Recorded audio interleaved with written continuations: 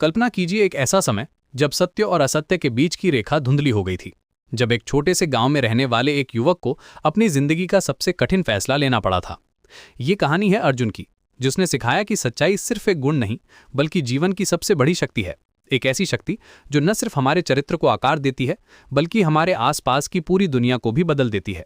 गंगा के किनारे बसे छोटे से गांव कनकपुर में अर्जुन नाम का एक 20 साल का युवक रहता था। ये गांव इतना सुंदर था कि हर सुबह सूरज की पहली किरण जब गंगा के पानी पर पड़ती थी तो लगता था जैसे प्रकृति खुद एक सुनहरा कालीन बिछा रही हो। उसके पिता रामदास गांव के सबसे सम्मानित व्यापारी थे और उनकी दुकान पर हर दिन दूर दूर से लोग आते थे। रामदास की दुकान सिर्फ एक व्यापारिक स्थल नहीं थी बल्कि गांव का एक केंद्र था जहां लोग अपनी समस्याओं पर चर्चा करते थे, खुशियां बांटते थे। अर्जुन बचपन से ही अपने पिता को देखता था, कैसे वे हर ग्राहक से सच बोलते थे, कैसे वे कभी किसी को धोखा नहीं देते थे। रामदास का सिद्धांत था कि अगर कोई चीज खराब है तो वे पहले से ही ग्राहक को बता देते थे। अगर कोई सामान महंगा लग रहा है तो वे खुद ही कम दाम सुझाते थे। गांव के लोग कहते थे कि रामदास की दुकान में जाना मतलब घर जाना है, क्योंकि वहां कभी कोई धोखा नहीं मिलता था। लेकिन जिंदगी में कभी कभी ऐसे मोड़ आते हैं जहां हमारे सिद्धांतों की असली परीक्षा होती है। एक दिन की बात है, गांव में एक अजीब सी हलचल मची हुई थी। राजा के मंत्री गांव में आए थे और वे हर घर से कर वसूल रहे थे। ये कर इतना ज्यादा था कि कई परिवारों के लिए इसे चुकाना मुश्किल हो गया था। गांव के बुजुर्ग बताते थे कि पिछले 30 सालों में इतना भारी कर कभी नहीं लगा था। कई परिवार अपने गहने बेचने को मजबूर हो गए थे, कुछ लोग अपने मवेशी तक बेच रहे थे। अर्जुन के पिता रामदास भी परेशान थे, क्योंकि उनके पास भी इतना पैसा नहीं था। रात रात भर वे हिसाब किताब करते रहते थे, लेकिन कोई रास्ता नजर नहीं आ रहा था। उसी शाम जब अर्जुन दुकान बंद कर रहा था तो उसे जमीन में दबा हुआ एक पुराना घड़ा मिला।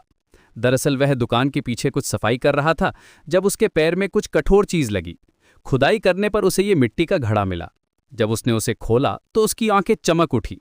उसमें सोने के सिक्के भरे हुए थे, इतने सिक्के कि ना सिर्फ उनका कर चुकाया जा सकता था बल्कि पूरे गांव का कर भी अदा हो सकता था। सिक्के इतने चमकदार थे कि लग रहा था जैसे कल ही किसी ने उन्हें यहां रखा हो। अर्जुन का दिल तेजी से धड़कने लगा। वह जानता था कि यह खजाना किसी और का है, शायद कई साल पहले किसी ने यहां छुपाया होगा। लेकिन अब वह व्यक्ति कहां है, ये पता लगाना मुश्किल था। उसके मन में एक आवाज कह रही थी कि ये तो भगवान का दिया हुआ उपहार है, इसे रख लो और अपनी सारी समस्याओं का समाधान कर लो। आखिर कितने लोग इतने भाग्यशाली होते हैं कि उन्हें ऐसा खजाना मिले, और फिर अगर वह इसे नहीं मिलता तो कोई और मिल जाता तो क्या फर्क पड़ता था। लेकिन फिर उसे अपने पिता की आवाज सुनाई दी, बेटा, सच्चाई हमारी सबसे बड़ी संपत्ति है।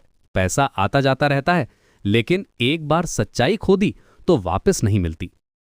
ये बात रामदास ने अर्जुन से तब कही थी जब वो सिर्फ 10 साल का था। एक बार अर्जुन ने स्कूल में अपना काम ना करने पर झूठ बोला था। रामदास को पता चल गया था और उन्होंने बहुत प्यार से समझाया था कि झूठ एक ऐसा जाल है जो हमें खुद ही फंसा लेता है। अर्जुन रात भर सो नहीं सका। वो बार बार उस घड़े को देखता रहा।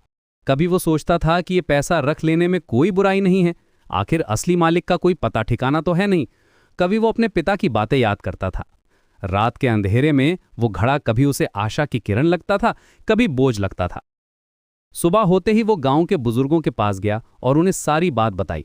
गांव के सबसे बुजुर्ग व्यक्ति दादाजी ने कहा, बेटा, ये खजाना 50 साल पहले यहाँ के एक व्यापारी का था। उसका नाम था हरिदास। वो अचानक गायब हो गया था और कभी वापस नहीं आया। दादाजी की आंखों में एक पुरानी याद की चमक आई। वो बोले, हरिदास एक बहुत अच्छा आदमी था, तुम्हारे पिता की तरह ही ईमानदार। उसकी दुकान भी यहीं थी, लेकिन एक दिन राजा के सिपाहियों ने उस पर झूठा आरोप लगाया और वो डर कर भाग गया। उसने अपना खजाना यहीं कहीं छुपाया होगा। अर्जुन ने पूछा, तो क्या उसका कोई परिवार है? दादाजी ने धीरे से कहा, हाँ बेटा, उसका एक बेटा था जो अब शहर में रहता है। उसका नाम है गोविंद। वो बहुत गरीब है और मजदूरी करके अपना गुजारा करता है। बेचारा अपने पिता को खोजते खोजते थक गया है। कई बार गांव आया है पूछने के लिए, लेकिन कोई सुराग नहीं मिला। ये सुनकर अर्जुन का फैसला और भी मुश्किल हो गया। एक तरफ उसका अपना परिवार था जिसे इस पैसे की सख्त जरूरत थी, दूसरी तरफ था गोविंद जो अपने पिता की संपत्ति का असली हकदार था। अर्जुन ने सोचा कि अगर वो ये पैसा रख लेता है तो गोविंद को कभी पता भी नहीं चलेगा, लेकिन फिर वो खुद के साथ कैसे जी पाएगा। अगले दिन अर्जुन ने एक काम किया जिसकी किसी ने उम्मीद नहीं की थी। वो उस घड़े को लेकर शहर गया और गोविंद को ढूंढा। शहर में गोविंद को ढूंढना आसान नहीं था। अर्जुन ने पूरा दिन लगाया। आखिरकार उसे एक निर्माण स्थल पर गोविंद मिला। गोविंद एक छोटी सी झुग्गी में रहता था और बीमार था। उसके कपड़े फटे हुए थे और चेहरे पर थकान साफ दिख रही थी। जब अर्जुन ने उसे अपने पिता का खजाना दिया तो गोविंद की आंखों में आंसू आ गए। गोविंद ने कहा, भाई, तुमने ये खजाना अपने पास रख सकते थे, कोई तुम्हें पता भी नहीं चलता। फिर तुमने ऐसा क्यों किया? आजकल कौन इतना ईमानदार है? अर्जुन ने मुस्कुराते हुए कहा, भाई, मेरे पिता ने मुझे सिखाया है कि सच्चाई से बड़ा कोई धन नहीं है। अगर मैं ये पैसा रख लेता तो शायद मेरी आर्थिक समस्या हल हो जाती, लेकिन मेरी आत्मा हमेशा के लिए बेचैन रह जाती। और फिर ये तुम्हारे पिता की मेहनत की कमाई है, मेरा इस पर कोई हक नहीं है। लेकिन कहानी यहीं खत्म नहीं होती। गोविंद ने अर्जुन की ईमानदारी से प्रभावित होकर एक अद्भुत फैसला लिया। उसने कहा, अर्जुन भाई, ये पैसा मेरे पिता का है, ये सच है, लेकिन तुम्हारी ईमानदारी ने मुझे दिखाया है कि दुनिया में अभी भी अच्छे लोग हैं। मैं चाहता हूं कि हम इस पैसे को आधा आधा बांट लें। आखिर तुमने ही इसे ढूंढा है और तुम चाहते तो अपने पास रख सकते थे।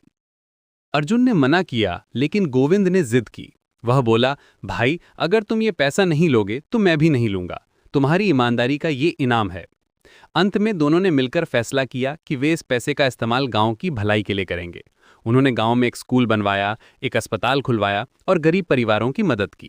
ये देखकर गांव के लोग हैरान रह गए कि कैसे एक ईमानदार फैसले से पूरे गांव की तस्वीर बदल गई।